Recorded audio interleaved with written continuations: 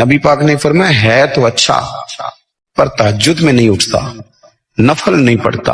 او میری ملت کے جوانوں، مزہ نہیں آ جاتا جب ساری دنیا سوئی ہو، ساری دنیا، اور بستر بھی گرم ہو اور نیند بھی پورا غلبہ کر رہی ہو، اور اچانک گھنٹی بجے دماغ میں، آنکھ کھلے، گھڑی پہ نظر پڑے، 3:30 4 بجے کا پیغام گھڑی بتائے، اور کوئی چڑھتی جوانی والا اٹھ کے وضو کرے، اور جب وہ مصلی کھول کے بچھائے تو مدینے والے محبوب کہتے ہیں کہ ہر نماز پہ رب ثواب دیتا ہے، اور جو اٹھ کے تہجد کی نماز پڑھے اسے دیکھ کے تو رب مسکراتا ہے۔ لیکن سیدہ طیبہ طاہرہ حضرت عائشہ صدیقہ رضی اللہ تعالیٰ عنہ فرماتی ہیں سارا دن تبلیغ کرتے، ہر غلام کے دکھ سنتے، گھر میں آتے تو اپنے گھر والوں کا خیال کرتے، کام میں ہمارا ہاتھ بٹاتے، قربان جاؤں، کہتی ہیں زمانہ سارا سو جاتا لیکن آمنہ کے لال مصلی بچھا لیتے۔ دنیا سو گئی، ساری سب سو گئے، جو خدام تھے، وہ جو غلام تھے، وہ سو گئے۔ صحیح مسلم میں لفظ ملیں گے، سیدہ پاک فرماتی ہیں او میرے نبی کے غلاموں، میں نے یہ رنگ بھی دیکھا ہے کہ حضور نے اتنا کھڑے رہے، اتنا قیام کیا، اتنا قیام کیا کہ مقدس پیروں میں ورم آ گئے، سوج گئے پیر، کتنے بڑے دل پہ ہاتھ رکھ کے نہیں بتا سکتا کہ میرے کبھی نماز میں پیر سوج گئے، کوئی نہیں بتا سکتا۔ بچوں کی روٹی کماتے تھک گئے، بات الگ ہے، ہم سیر کرنے گئے تو تھک گئے، بات الگ ہے، لیکن عبادت میں یہ بھی تو مسلم شریف ہے نا، یہ بھی تو دین ہے نا، یہ بھی تو حضور کی سنت ہے، یہ بھی تو وہ چیز ہے جو کریم کی آنکھوں کی ٹھنڈک ہے۔ سیدہ فرماتی ہیں پیروں میں ورم آ گئے، اور ساری رات ہی حضور نے نماز پڑھی اور ایک ہی آیت بار بار دہرائی۔ مسجد نبوی میں بلال حبشی نے فجر کی اذان دے دی اور حضور ابھی مصلی پہ تھے، کریم فارغ ہوئے، میں نے عرض کی یا رسول اللہ صلی اللہ علیہ وسلم، آپ کے تو صدقے اللہ اگلے پچھلوں کے گناہ معاف کرے گا، تو آپ اتنی آہوزاری کیوں فرماتے ہیں؟ آپ تو شفیع ہیں، آپ تو انبیاء کے امام ہیں۔ تو حضور نے فرمایا عائشہ تم نے گنوایا ہے نا میرے اللہ کی مجھ پر کتنی رحمت ہے، افلا اکون عبدا شکورا، فرمایا اگر اس نے اتنی نعمتیں دی ہیں تو کیا میں اس کا شکر گزار بندہ نہ بنوں، میں شکر گزار بندہ نہ بنوں اس کا؟ پھر اگر اتنی نعمتیں اس نے دی ہیں، مجھے اتنا نوازا ہے، تو پھر میں اس کے سامنے سجدے نہ کروں؟ او میرے بھائی، بڑے قابل فخر لوگ ہیں ہم کہ ہم نبی پاک کے غلام ہیں، ہم قابل فخر ہیں کہ نبی کریم کے غلام ہیں۔ کیا کبھی اس غلامی کے شکرانے میں بھی 2 نفل پڑھے کہ یا اللہ تیرا شکر ہے تو نے ہمیں حضور کا غلام بنایا ہے؟ یاد رکھیں کہ اپنی روحانی زندگی کو آباد کریں، استغفار پڑھیں، تسبیحات کریں۔ حضرت عبداللہ ابن عمر رضی اللہ تعالیٰ عنہ حضرت عمر کے صاحبزادے، مکہ مکرمہ میں ان کی قبر ہے۔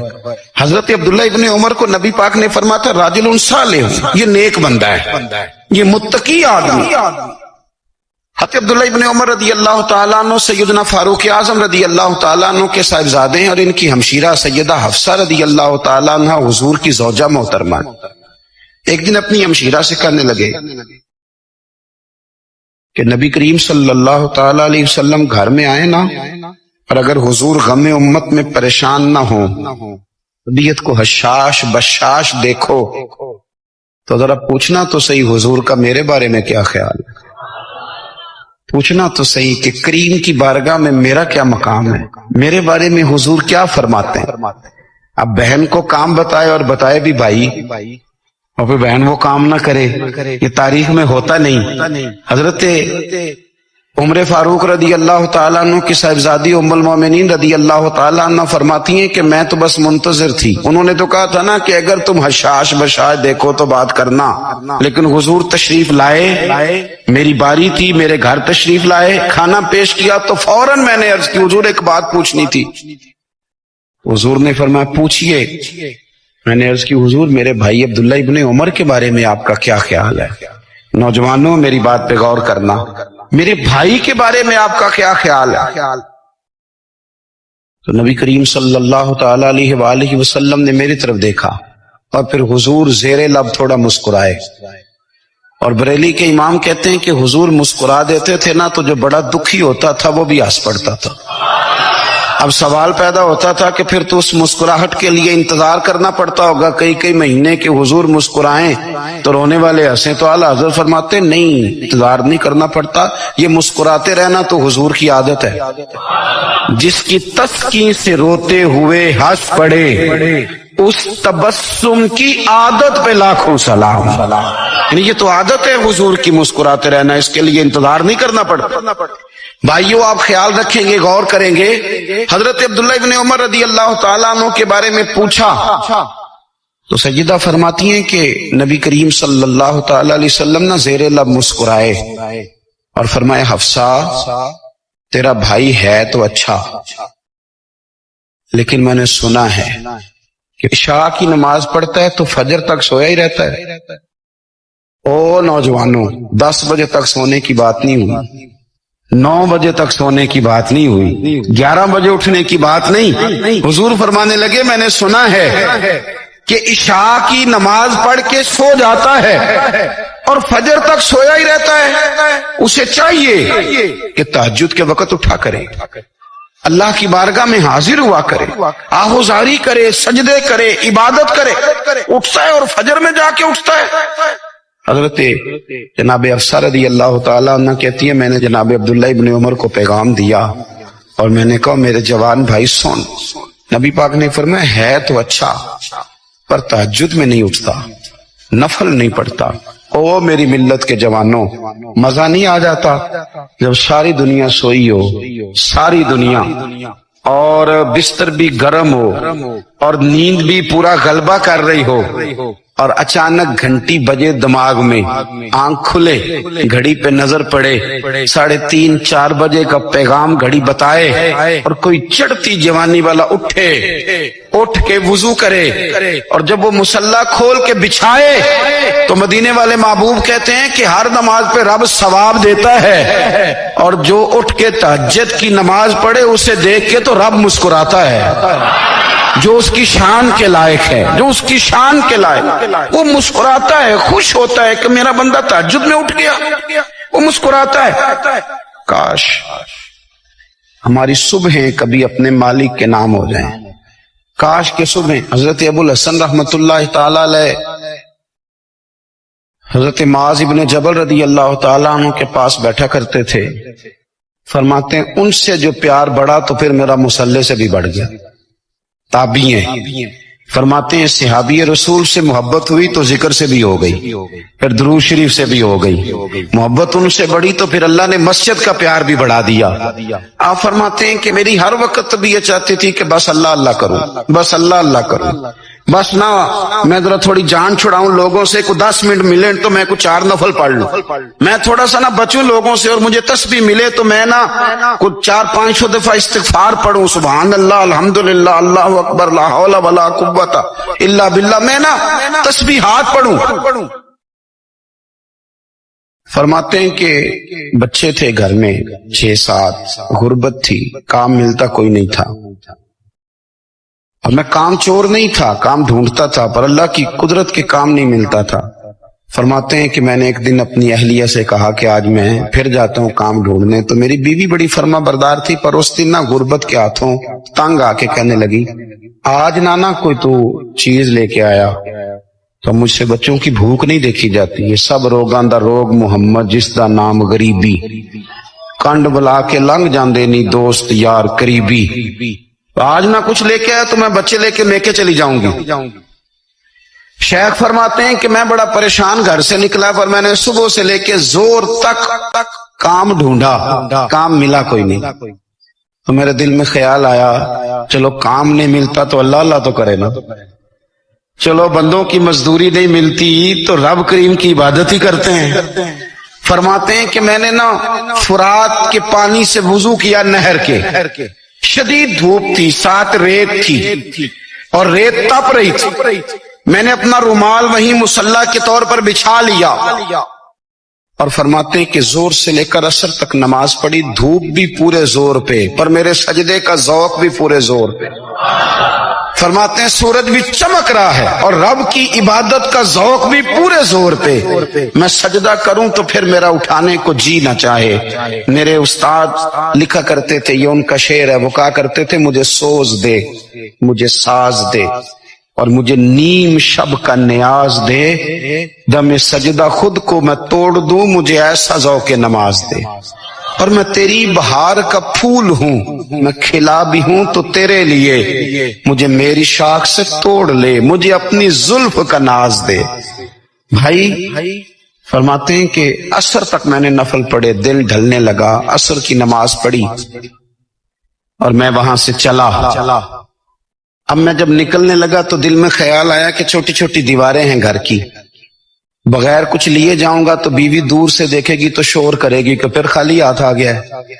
کہتے میں نے اپنے اسی رومال میں جس پہ میں نے نماز پڑھی تھی نا، رومال میں، یہ عقیدے پنجابی جو صافہ کہتے ہیں، اسی میں نا میں نے کچھ ریت بھر لی کہ وہ دور سے دیکھے گی تو سمجھے گی کچھ لے کے آیا ہے، چلو جا کے اسے بتا دوں گا کہ آج پھر مزدوری نہیں ملی۔ کہتے ہیں وہ ریت لے کر جب میں گھر میں گیا تو پہلے بیوی دروازے پہ کھڑی ہوتی تھی، پوچھتی تھی خالی ہاتھ آ گئے ہو؟ آج میں نے دیکھا تو ہے ہی کوئی نہیں۔ فرماتے میں اندر داخل ہوا، سلام لیے، کونے میں نے وہ رومال رکھ دیا اور میں نے آواز دی کہ بھلی مانس کہاں ہو؟ تو وہ کہنے لگی آپ منہ ہاتھ دھو لیں، میں روٹی لے کے آئی۔ میں نے کہا روٹی کہاں سے آ گئی؟ یہاں تو کئی دنوں کے فاقے، تو کئی دنوں کی غربت ہے، یہاں تو اس گھر میں تو فقیری ہے۔ فرماتے ہیں کہ وہ روٹی لے کے آئی اور اس وقت کی جو موجودہ نعمتیں تھیں، سمجھ لیں سلاد، اچار، ہر چیز ساتھ لائی۔ میں نے کہا کہ بچے کہاں گئے؟ کہنے لگی وہ کھانا کھا کے کھیلنے گئے، آپ کھانا کھا لیں آ جاتے۔ کھانا اس نے چن دیا۔ میں نے حیرت انگیز لہجے میں ساری نعمتیں اپنے دسترخوان پہ دیکھ کر کے بیوی سے پوچھا یہ کہاں سے آیا کھانا؟ بچوں کو تو نے کہاں سے کھانا کھلایا؟ یہ سارا کچھ کیسا ہے؟ کہنے لگی پتہ نہیں آج آپ کس کریم کی مزدوری کرنے چلے گئے تھے، پتہ نہیں کس کریم کی، میرے گھر میں تو اتنی نعمتیں آئی ہیں کہ مجھ سے سنبھالی نہیں جا رہی، اتنا اناج ہے، اتنا گندم ہے، کس کریم کے دروازے آج چلے گئے تھے؟ یہ کہتے کہتے وہ اٹھی اور اٹھ کر کے کہنے لگی پہلے ہی بڑا کچھ آیا تھا، اب کیا لے آئے ہو؟ اور جا کر کے نا اس نے وہ ریت والا رومال کھولا، کہنے لگے میں تو لے کے آیا تھا ریت، تو میرے رب نے اسے بھی سونے اور ہیرے بنا دیا تھا۔ جب آپ کی توجہ اللہ کی جانب، میرے نبی پاک صلی اللہ تعالی علیہ وسلم نے فرمایا ہر چیز اپنے رب سے مانگ، ہر چیز مانگ، ہر چیز مانگ۔ یا رسول اللہ کیا کچھ؟ میرے محبوب نے فرمایا تیرے گھر میں نمک بھی ختم ہو جائے تو وہ بھی اپنے رب سے مانگا کر، تو مانگنا وہ تجھے دے گا، تو اس کی بارگاہ میں کشکول طلب دراز تو کرنا۔